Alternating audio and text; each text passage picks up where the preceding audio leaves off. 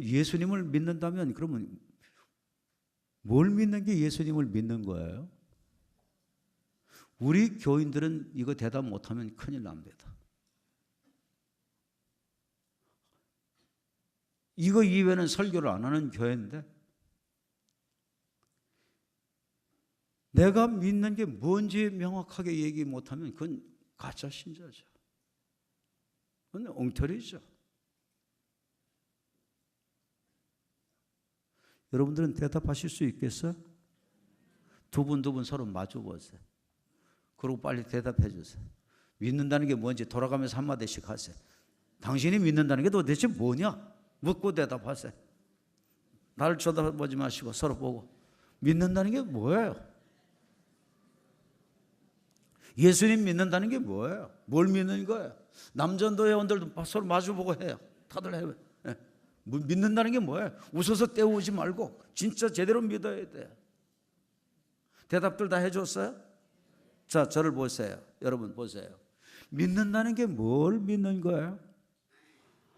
여러분 예수님 믿는다는 게 예수님의 핵심 사역이 뭐죠? 예수님의 핵심 사역이 뭐예요? 그렇죠. 십자가와 부활이에요. 제가 아까 대답 다 가르쳐 드리고 했어요. 하여튼 절에 가도 눈치만 있으면 뭐 얻어먹어요? 괴기를 얻어먹어요. 여러분 절에 가면 괴기가 없는 것 아니에요. 그런데 거기도 눈치만 빠르면 그거 얻어먹는다고 그러잖아요. 여러분 센스가 굉장히 필요하죠. 예수님의 핵심 사역이 여러 개도 아니에요. 딱 두 가지예요. 뭐가 뭐예요? 십자가와 부활이에요. 그럼 우리가 복음을 전한다, 예수님을 전한다, 예수 믿어라, 그 얘기는 곧 뭐 믿으라는 얘기죠? 십자가에서 예수님이 해주신 그 사역 믿어라, 하나님의 그 은혜 믿어라, 하나님의 그 사랑 받아라. 아멘. 아멘. 그 십자가를 통한 하나님의 사랑이 뭐예요? 우리의 뭐 문제를 해결하는 거예요? 그 죄 문제 해결이에요. 죄 문제 해결이 왜 그렇게 중요해요? 죄 때문에 인류의 모든 저주가 다 죄 때문에 왔어요. 그렇기 때문에 뭐 해결 안 되면 모든 저주 문제 해결 못 받죠? 죄 문제 해결 못 받아요. 네, 죄 문제 해결 못 받아요. 지금 그 자매 여기 계시는지 모르겠는데 아마 한 주 사이에도 굉장한 변화가 많이 있었을 텐데 지난주 예배 마치고 나니까 한 자매가 집안이 다 불교 집안이고 막 이런데 혼자 예수님 믿게 됐는데 그런데 어두운 영이 굉장히 장난을 많이 해가지고 이 자매는 얘기하다가 몇 마디 하고 쌍욕하고 몇 마디 하고 쌍욕하고 이제 이런 알고 봤더니 욕하는 귀신이 들어와가지고 그런데 굉장히 똑똑해요. 보니까 아주 청기도 있고 기억력도 있고 야, 이 자매는 이 악한 영이 쫓겨나가기만 하면 제대로 될 인물이더라고 내가 보니까. 그런데 멀쩡하게 생긴 사람이 점잖게 얘기하다가 또 헷가닥해서 눈에 광기가 탁 생겨지면서 또 욕 한마디 쫙 하고 어떤 때는 짧게 하고 어떤 때는 길게 하고 나 또 참 목회 몇십 년 하면서 또 그런 귀신은 또 처음 보네. 예, 참 안타깝고 그런데 그 자매가 그래도 복이 많아요. 어떤 외국인 목사님이 저는 알지도 못해. 조수아 목사님 때 따라왔던 어떤 외국인 목사님이 모양인데 그 외국인 목사님이 그 귀신 문제 때문에 가서 상담하려고 하더니 신길교회 이신우 목사한테 찾아가라고 그랬대. 우리 교회 오면 귀신 쫓겨나는 건 쉽다는 것은 외국인도 영어로 아는가 봐. 예. 이 자매는 보니까 12년 됐더라고요. 12년 정도 됐. 예. 우리는 몇십 년 된 사람들도 우리 교회에서는 쉽게 고쳐지잖아요. 예. 그 자매에게 정말 귀신 내쫓기를 원하는지 했더니 막 너무 사모하는 거예요. 그것 때문에 모든 게 다 망가지는 거예요. 어두운 영이 오면 도적질하고 죽이고 멸망시킨다고 모든 사업까지도 워낙 똑똑한 여자니까 사업도 하고 이랬던 모양이에요. 사업까지도 다 날리고 완전히 인생 밑바닥 치게 되고 가정도 깨지고 그런 거를 다 알고 그러면서도 결혼하겠다고 막 남자가 그래가지고 결혼을 해줬는가 봐요. 그런데 8개월 만에 도저히 못 살겠다고 그냥 갔는가 봐요. 왜 그럴 거 아니겠어요? 사랑한다고 그러다가 절제냐 막 쌍욕하고 눈이 광기가 있고 그러니까 얼마나 그 소름 끼치겠어요. 그것도 하루에도 뭐 수십 번 할 테니까 얼마나 기가 막히겠어요. 그러니 이 자매 그것 때문에 자기 인생이 다 망가지는 거예요. 그러니 참 얼마나 기가 막혀요, 그죠? 그런데 여러분들 그런 모든 문제가 뭐 때문에 와요? 뭐 때문에 와요? 뭐 때문에 생겨요? 죄 해결만 하면 그거는 자동으로 해결되는 건데 이 사람들이 지혜가 없는 거예요. 이 죄 해결이 얼마나 중요한가를 모르는 거예요. 죄가 이제 자꾸 지속 반복 지어져 있고 그러면은 어두운 영이 들어올 문이 되고 틈이 되고 그렇게 들어올 수 있는 터전이 되고 어두운 영이 영의 양식을 자기 악한 양식을 먹고 힘을 발휘할 수 있는 에너지가 영양가가 바로 뭐죠? 죄라는 말이에요. 그러니까 여러분들 우리 예수 믿는 사람들은 조금도 죄를 갖고 있으면 안 돼요. 즉각 바로 처리하고 즉각 바로 회개하고 즉각 심령 깨끗하게 하고 항상 심령을 깨끗하게 하면서 사는 게 굉장히 중요합니다. 죄 해결 안 되면요 정신적으로 스트레스 받죠. 근심 오죠. 두려움 오죠. 불안 오죠. 그냥 어두운 영 오죠. 여러분 육신의 질병 생겨지죠. 영혼 파괴되죠. 총체적으로 망하는 거예요. 총체적으로. 그런데 이 땅에서만이 아니라 영원한 문제까지도 연결되어져서 영혼은 지옥으로 가는 거라. 그러니 죄 문제 해결이 얼마나 이게 실제적으로 우리 생활 속에 정말 절박하게 해결해야 되는 중요한 문제냐고요. 예수님이 왜 복음에 이 저주 문제를 이 죄 문제를 해결해 주시니까 예수님이 복음이신 거예요. 아멘. 그래서 복음이신 거야. 예수님의 십자가 은혜는 그 사랑 그 은혜 하나님의 그 선물이라. 하나님이 거저 주시는 선물로 그 죄 대속의 복의 피를 뿌림받을 수 있게 되는 거예요. 아멘. 그러니 얼마나 복이에요. 아멘. 여러분들도 복인 것 정말 인정되시면 한번 감사한 마음을 갖고 확실하게 하나님께 기쁨 드리며 아멘 하십시다. 정말 복입니까? 정말 복이에요? 정말 기쁨이에요? 정말 감사해요? 실제 감사한 거야. 너무나 감사한 거야. 뼈저리게 감사한 거야. 죄에 시달려보지 않은 마귀에게 시달려보지 않은 사람은 이건 몰라요. 그런데 그 자매 그날 죄 처리하고 죄 청소하는 작업 쫙 했어요. 그러고 난 후에는 뭐 긴 시간은 접하진 않았지만 그 다음에는 욕하는 거 없었어요. 예. 이제 아마 이제 오늘 또 오겠죠. 잔재가 남아 있어도 과거보다는 굉장히 많이 줄어들었을 거고 아니면 거의 다 없어졌을 거예요. 예. 남아 있는 부분 뭐가 아직 남아 있다는 거죠? 뭐가 아직 남아 있다는 부분에 죄가 아직 처리되지 않은 죄가 아직 남아 있다는 거죠. 그 부분까지 주님 보혈을 뿌림 받고 딱 시침 받고 나면 어두운 영 그냥 사라집니다. 죄가 없게 되면 어두운 영 오지 않습니다. 그 심령 굉장히 밝은 심령으로 바뀌어져서 가게 됩니다. 할렐루야. 오늘도 여러분들 가운데서 주님께서 지금 이 말씀할 때 깨달음 주시고 감동 주셔서 정말 이 은혜 나도 받아야 되겠다 이런 마음 드시는 분들 계실 겁니다. 그분들은 한번 아멘 하십시다. 그분들은 지금 누구를 만난 거죠? 누가 만나 주신 거죠? 누구 본 거죠? 하나님 본 겁니다. 하나님 만난 겁니다. 하나님이 만나 주시는 것은 이렇게 만나 주시는 거예요. 그런데 우리는 자꾸 육의 눈으로 보듯 만나려고 그러고 실물을 보듯 그렇게 만나려고 그러고 하나님은 현현하심으로 만나시고 하나님은 사역하심으로 만나고 하나님은 역사해 주심으로 만나게 되는 거예요. 아멘. 네. 뭐를 믿는 건가를 제대로 알아야 돼. 그런데 십자가만 믿으면 십자가는 죽음이잖아요. 대속의 죽음. 죽음으로 끝나는 종교가 아니에요. 기독교는 죽고 난 후에 죽음을 이기는 영원한 죽음 문제를 해결하는 그 축복이 어디에 담겨요? 부활에 담겨지는 거예요. 이 부활이라는 것이 얼마나 큰 복인가를 알아야 되는 거예요. 여러분, 부활 때문에 내가 살 이유가 있고, 부활 때문에 희생할 이유가 있고, 부활 때문에 십자가도 질 힘이 나오게 되는 거고, 부활 때문에 하나님께 드리고 바치고 헌신하고 충성하는 것도 부활을 내가 정말 믿으니까 그러지. 안 그러면, 부활 안 믿으면 드릴 필요 있어요, 없어요? 바칠 필요 있어요, 없어요? 충성할 필요 있어요, 없어요? 헌신할 필요 있어요, 없어요? 필요 없어요.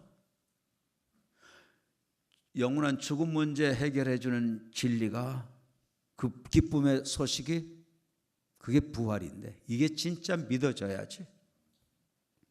이것 때문에 땅의 거에 연연하지 않게 되는 거라. 이것 때문에 땅의 것 때문에 근심 걱정 염려하지 않아요.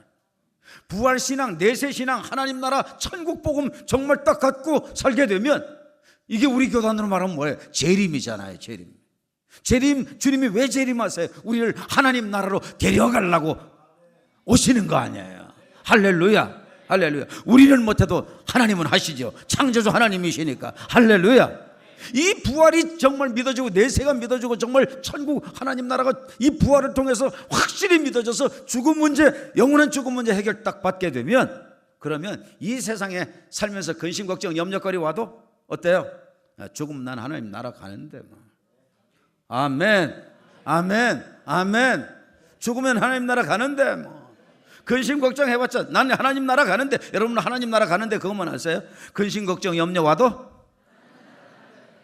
사업에 실패를 해도, 질병에 들어도, 내게 상처받는 일이 주어져도, 내게 뭐가 없어도, 내가 승진이 안 돼도, 세상적인 축복을 못 받아도 하나님 나라 가는 믿음, 이게 이런 모든 인생의 전반의 문제를 다 해결해 주는 거라. 이게 바로 부활 속에 담겨져 있는 부활의 능력, 복음의 능력인 거라. 이거를 사람들이 몰라. 이거를 몰라. 왜? 부활을 진짜 안 믿으니까. 부활이 진짜 믿어지는 사람은 막 이 능력이 있고, 이 소망이 있고, 이 기쁨, 하여튼 아멘 할 때까지 하는 거야. 이 소망이 있고, 이 기쁨이 있고, 이 능력이 있고, 이 축복이 있고, 이 평안이 있고, 이 소망이 있고. 부활 진짜 믿어지고 나니까 내 인생이 확 다 바뀌어져 버리는 것 같아. 이거 믿어지고 난 후부터 나는 이 땅에 거, 내 땅 준비 안 하겠다. 돈 뭐 쌓고 사는 거 안 하겠다. 내 집 준비 안 하고 살겠다. 내 이 땅의 거 쌓지 않겠다. 이 땅의 거 하나님 나라로 보내는 작업하겠다. 하나님 나라 정말 믿어지고, 부활 정말 믿어지니까 내 가치가 다 바뀌어지고, 삶이 다 바뀌어지는, 송두리째 다 바뀌어져 버려요. 그러니까 복음의 실제 능력은 뭐를 통해서 와요?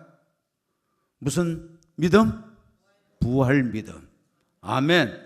복음의 실제 능력이 부활 믿음을 통해서 오는 거라. 복음이 왜 능력인가를 사람들이 몰라요. 십자가만 알면 복음의 능력 안 나타나요.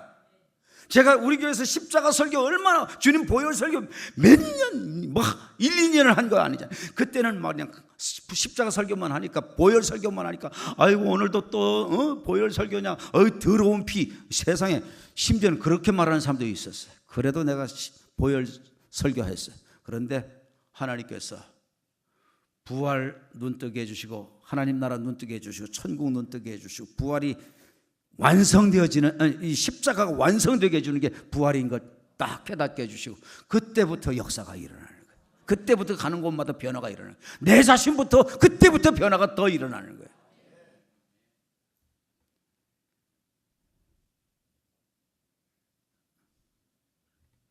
여러분, 그래서 예수님이 복음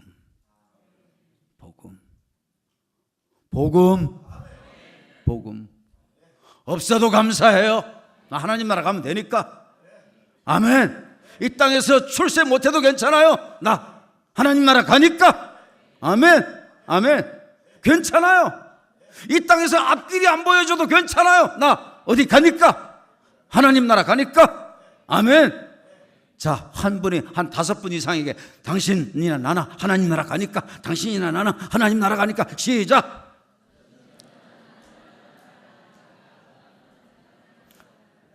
뭐 믿어지면 다 해결돼요? 가난해도 괜찮아요. 그러면 여러분들은 하나님 나라 가니까. 자, 시작. 가난해도 왜?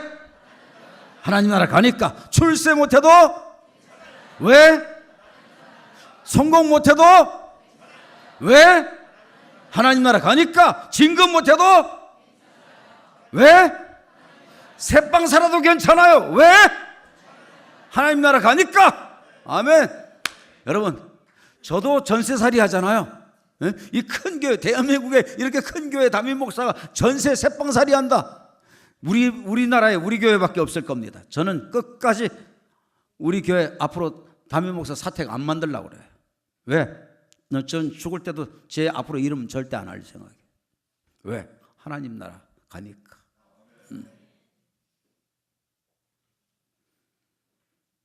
여러분, 하나님 나라 복음이 능력이 되는 이유를 깨닫기를 바랍니다. 아멘. 이게 바로 우리가 믿는 핵심 내용. 아멘. 뭘 믿냐? 십자가와 부활 믿는다. 아멘. 이렇게 해서 예수님 믿는 사람이 곧 누구를 보고 사는 사람이에요?